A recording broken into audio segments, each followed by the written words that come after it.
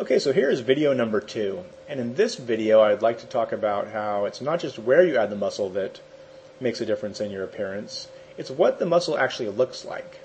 And I'm sure you've seen guys that are big but have that sort of rounded, poofy look to their muscles.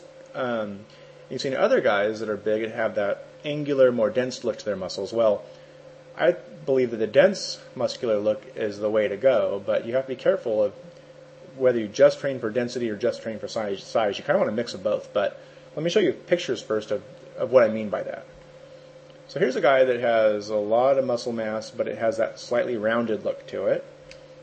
But here's a guy, in contrast, who has a lot of muscle mass with a harder, firm look to the muscles and more of an angular type of appearance, and that's what I recommend. So let's talk about how to gain muscle density and how to gain size and how you want to kind of balance them both for the best look. So density training is in the lower rep range. The 1 to 3 rep range is pure density without adding size or very little size. If you concentrate in the 4 to 5 rep range, you're going to add density and size at the same time, and both of these ranges are good for increasing the actual muscle fiber, the actual contractile tissue of the cell, not just the fluid within the cell. So the pluses of density training of that lower rep range is that you'll get a dense and angular look to your muscles. The negative is that if you just focus on these rep ranges, you're going to get a really slow increase in muscle size, and the muscles can have that flat look. And if they're too flat, they won't look as defined because you won't get those shadows casted when you're like in decent lighting and stuff, and you'll look smaller than necessary. I mean, you want density, but you want a little bit of size to go with that, like full muscles. So let's talk about making the muscles a little bit more full. So if you want to train for size, the quickest route to do that is 6 to 15 reps. And you want to train to fatigue the muscle in that rep range and not necessarily focus on strength training like you would if you were aiming for density. And this is the rep ranges that cause the increase in the actual fluid within the muscle cell.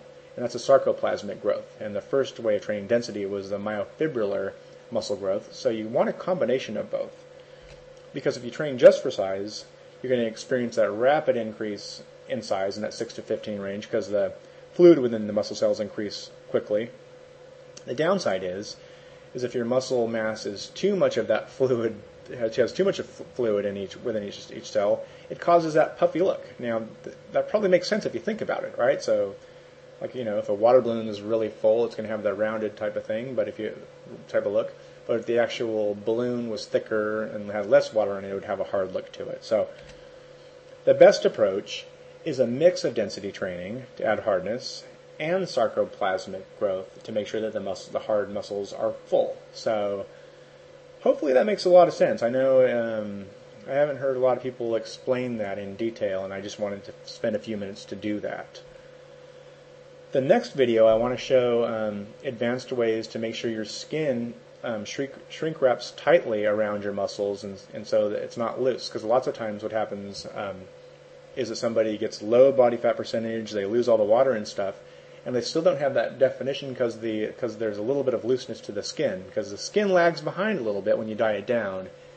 And I want to show you a strategy to ensure that you get that awesome shrink wrapped look, and that'll be video number 3.